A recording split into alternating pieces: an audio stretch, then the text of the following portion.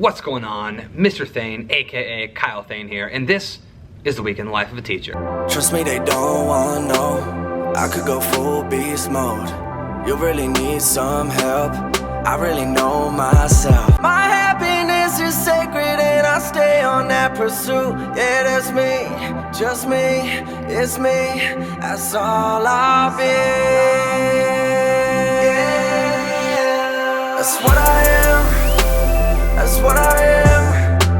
That's what I am. Okay, so what can I say about this week other than it wasn't a typical week? So if you know me, if you've been watching any of my videos from all of my videos, you'll know that I'm a very regimented person. I like to have things planned out, laid out. I like to stick to a routine that works for me, and I like to stick to it to a T. I sometimes even plan out every hour of my day. Might sound weird, but that's just how I roll. Anyway, being the holiday weekend, so normally Sunday is my day to kind of rest and get ready for the week, but since it was a holiday weekend, we had something going on, and Kristin and I went on a really awesome family trip to an island, and it was awesome. No, I don't want your number, no. I don't wanna give you my hand, no. I don't wanna meet you nowhere, no. I don't want none of your time, no. I don't want no scrubs. A scrub is a guy that can't get no love from me. Two beds, what?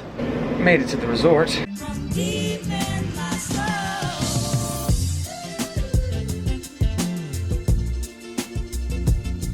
Guess we're riding bikes. Kristin, you wanna race? What a wonderful world.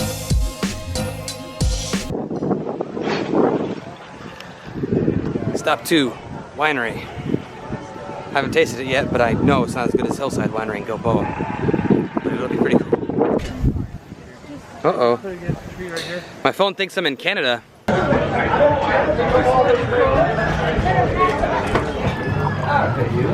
So even though I had a great time with family, it sort of threw me off because we didn't get home until midday Monday, and I had to rush through my lesson plans and do laundry and this and that, and it just kind of made it made the week kind of start off funky. So Tuesday was the first day of the week, and it was the first full day of kindergarten. We've had half days because the first 2 weeks of kindergarten we have just half days till 11:30 to get the kids used to it. So it was our first full day of kindergarten. I was super nervous, but we made it through. Okay, today was all about survival, surviving the day. If you haven't watched my other vlogs about my teaching, my week in the life, this is how my school does kindergarten. The first 2 weeks of school are half days till 11:30. It helps the kindergartners transition, and we take the 11:30 till 2:45. Parents will sign up for individual testing times to get their kids assessed, and we can sort of find out what they know already. Anyway, today was the first day of full day kindergarten, all the way till 2:45. So I knew going into this, it's just about getting through the first day, and we did it. We survived. And I'm even wearing my favorite outfit with my suspenders, and these suckers keep popping off all day long. I've navigated through that, navigated through some crying, we navigated through some, normal kindergarten stuff, but today was all about getting through the day. And it's one of those things where you just have to build the stamina. You gotta build up that stamina because at the beginning of the year, no matter what grade you're in, at the beginning of the year, you just gotta take it slow. You gotta go slow to go fast.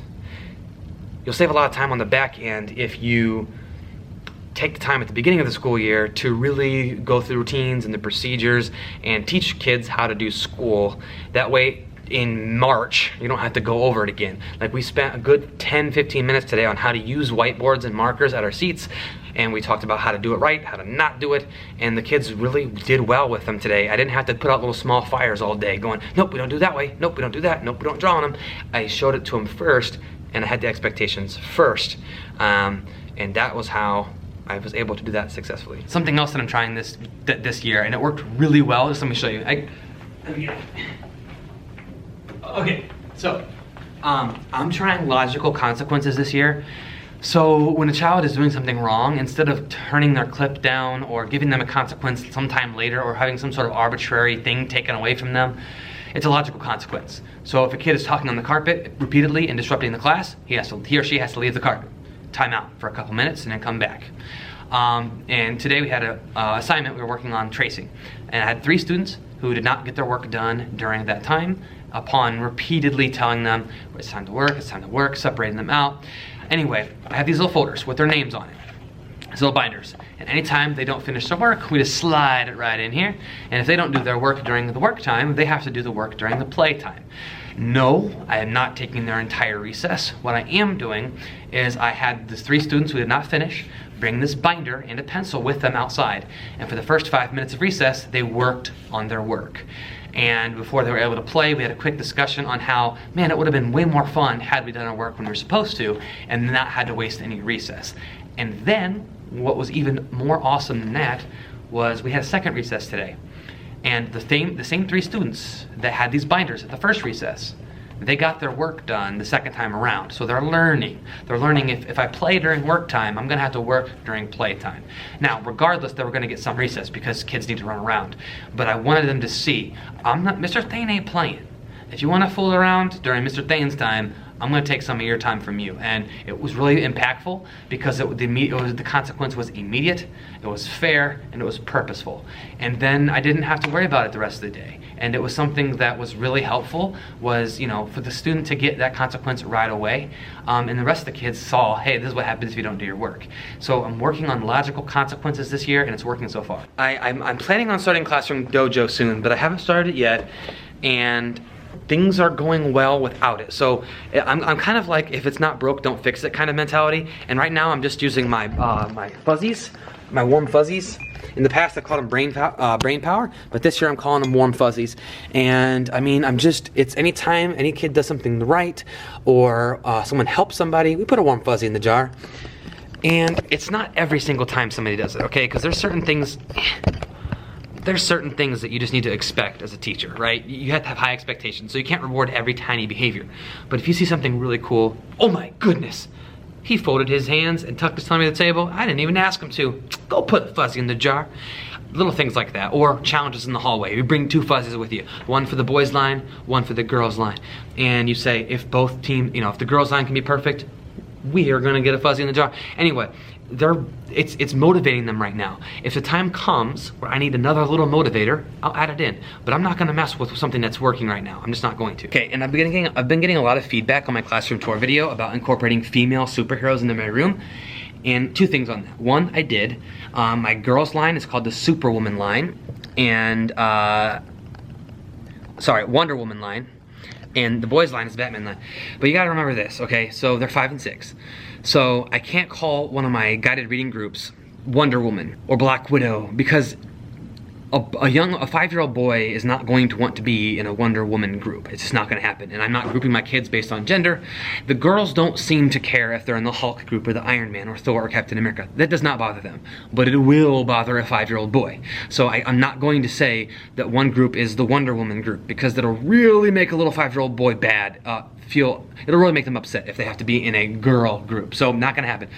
But I'm gonna incorporate them in other ways. If I got my Wonder Woman poster right here, and I've got the Wonder Woman line, and I'm trying to find more and more ways to incorporate female superheroes in the classroom without upsetting the boys. So I'm working on it now. Now here's the thing: if one of the groups happens to be female, I haven't grouped them yet. If one of the groups happens to be female, then I can make a group that's just a girl group, and I can do that. But the problem is the groups, they fluctuate, and kids go in and out of groups, and I just don't know that that's something that I wanna fuss with this year. So I'm gonna find all kinds of other creative ways to get female superheroes involved because my girls need to see that there are female superheroes, and not even just superheroes, but like real women in the world who have done good in the world. So moving beyond superheroes and leaders, public figures and leaders in society. Now, Wednesday. I've been looking forward to Wednesday for a very, very long time. Why? Because my favorite video game ever just dropped. So Wednesday was kind of weird. But I'll probably be eyes all bloodshot playing Destiny 2. It's my favorite game in the entire world. I've been playing Destiny 1 since it came out, and I absolutely love it, and Destiny 2 is coming, so it's I rushed home and I played video games from the time I got home to the time I went to bed. That's all I could think about all day. And it kind of threw me off because, yeah, go figure. If you spend 5 hours playing video games when you get off work, you kind of get behind on things. So that kind of, you know, even though I let myself do that, it kind of threw me off just a bit. Thursday was kind of the same as Wednesday. I rushed home and played video games yet again, but I did a quick vlog about, I asked a question about how to deal with a student. If you already saw this vlog, feel free to skip ahead a couple minutes, but if you haven't seen the vlog yet, here's a clip from the vlog where I asked an important question. I need some help with a student. I'm having a difficult situation with one of my students with their behavior, and let me just give you a real quick, paint the picture. It's a boy, and I believe him to be an only child, and I think he spends most of his time with adults. The reason why I believe this is because his way of playing or interacting with other kids is by picking on them, bothering them, razzing on them, you know, things that grown-up men that are buddies would do, you know, picking on each other, you know, that kind of thing. But he's wanting to do that with everybody, and nobody else likes that. Like, he's a little bit, I believe he's around a little bit too much, you know, like too many mature people, and he doesn't know how to interact with other kids appropriately, and you know, a lot of times in kindergarten, one of the behaviors that I really see a lot every year is attention-seeking behavior. Like, they want attention. So they'll, you know, when a child wants attention, they'll seek it out any way they can get it, positive or negative. This is not his case. He's not trying to get attention. He just is bothering people all the time, and he never stops talking, ever. You know, I'll be standing right next to him, proximity, giving my directions, and he'll be talking to somebody, and the other person's not even talking to them. He's just talking for no reason whatsoever. And I'm trying to stay positive, and it's working from time to time. And again, this is nothing that I can't handle, but I'm just looking for any insight. If you've had any issues like this before with a student where you know, they have that type of personality where they just want to bother people all the time, and I really don't like separating kids and like making them sit at their own table or their own desk, like more than just for a timeout. And that seems to be the only thing you know, that's working well right now, is having him go by himself for a little while, and then he wants to come back, but then I have to say, okay, well, you know, you have to be nice.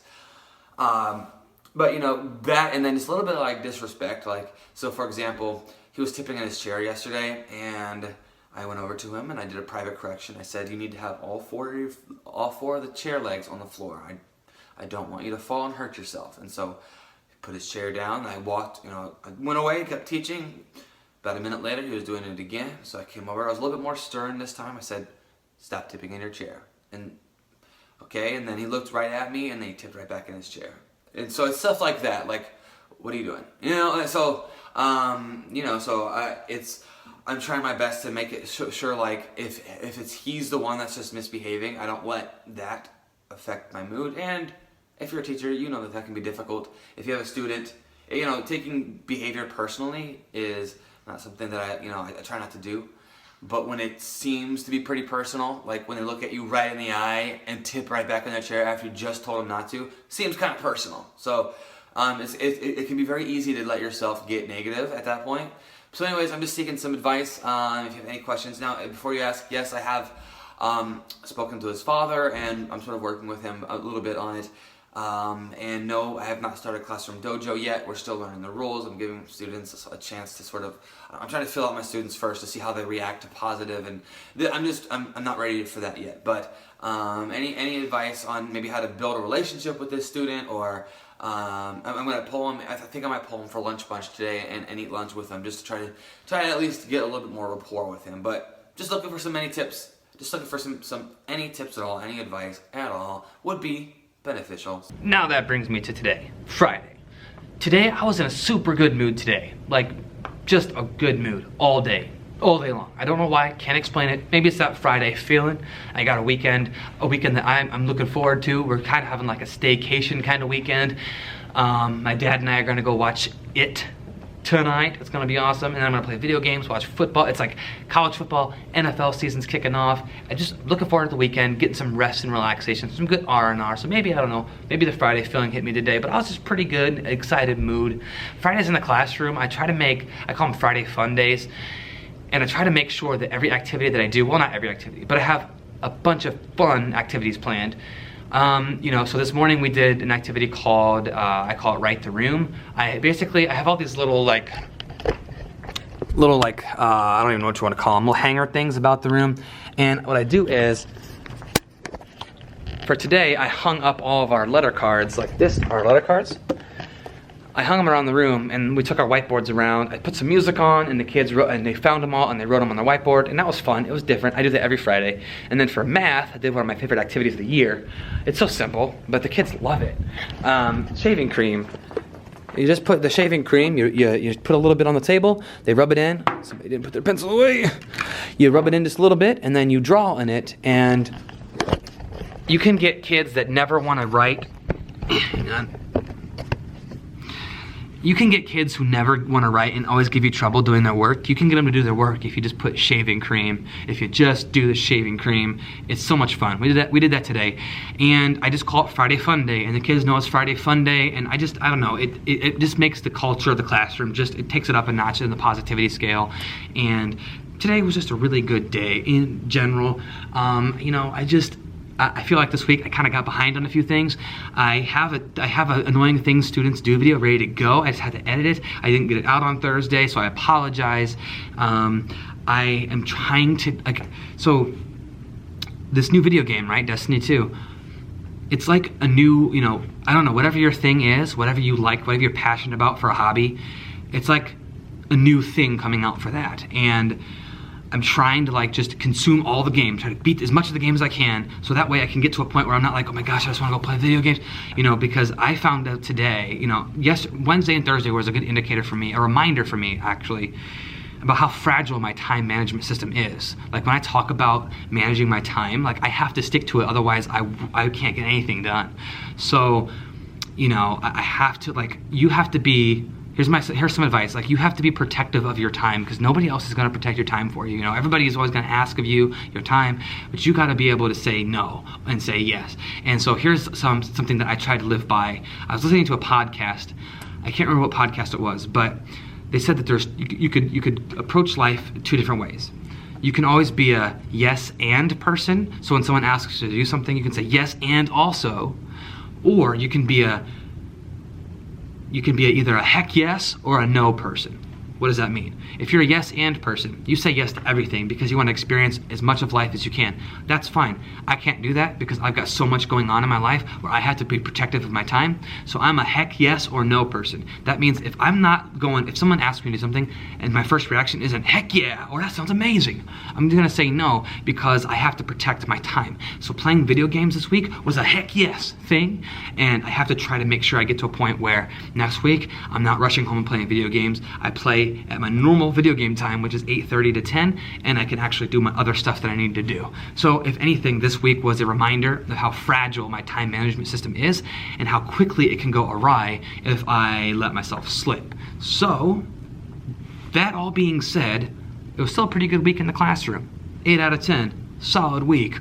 If you have any questions, and I know I've been getting behind on answering comments too, I'm going to dedicate some of my staycation weekend to answering your comments. I truly do appreciate all of your comments. I read them all. Here's what happens. I read it, and then if I can't think of I want to have a thoughtful response. So if I don't, I read it and I won't respond, and then it'll get buried under more comments. So I'm going to try to get to the comments this weekend. Thank you so much for watching. Thank you so much for commenting, sharing, all that stuff, subscribing. Love you guys. I hope you had a great week. Find your gift, share it with the world, and remember, you are worth it. See you tomorrow.